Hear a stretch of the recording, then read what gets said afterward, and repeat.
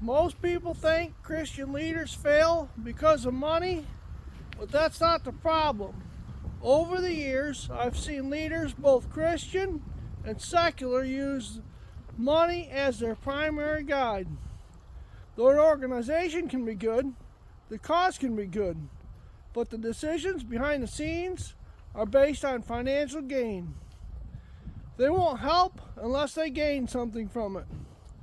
I've seen church organizations promote pastors not based on how they serve people, but on how well they raise money.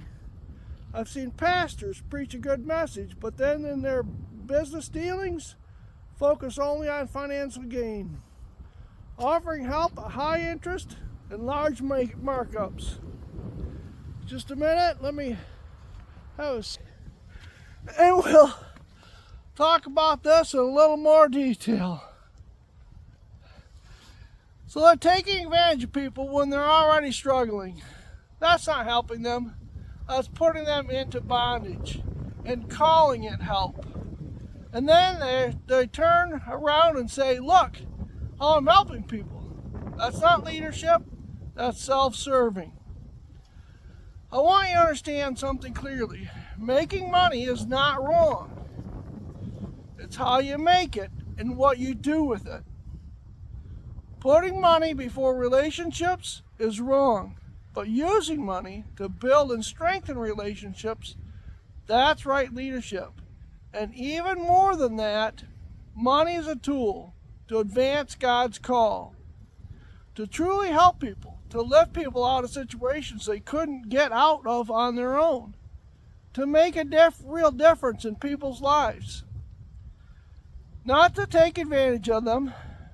When you use money to advance the love of God, you multiply impact, not just income. This is why Jesus taught about the talents. The one who was faithful with what was given more, not because he held on to it, but because he used it to produce. God doesn't increase just so you can have more. He increases you so you can do more. And when you use money that way to serve, to build, to lift others, that's when increase follows. Because now money isn't your master, it's your tool. As a leader in any area, you will be tempted to compromise, to bend your integrity, to justify your decisions. That's where leadership is tested. When we stay grounded in the Word and remember the command, go into all the world and make disciples, it becomes easier to stay aligned.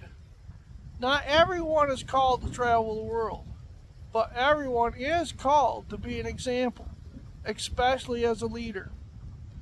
A leader is a leader because people are following them. If no one is following, you're not leading. And if people are following you, they are duplicating what you do. If you do it, they believe it's all right. That's why there's a strong warning in Scripture about leading people the wrong way. Because influence carries weight.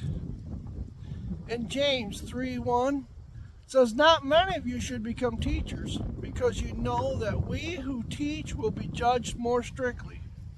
Why? Because when people follow you, they don't just hear you, they repeat you. And Jesus said in Matthew 18:6, if anyone causes one of these little ones who believe in me to stumble, it would be better for them to have a millstone hung around their neck and be drowned. It's that serious. Leading people the wrong way isn't small. It carries weight, because when you lead, you are shaping how other people think, act, and live.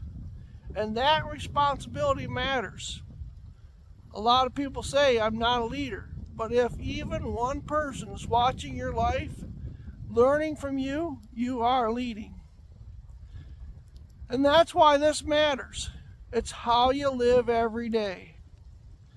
So comment, leadership matters. If you've seen this, I just released my first book, Expecting Results. If you want to go deeper into this, I'll give you the link in the description below, give you more clarity on it.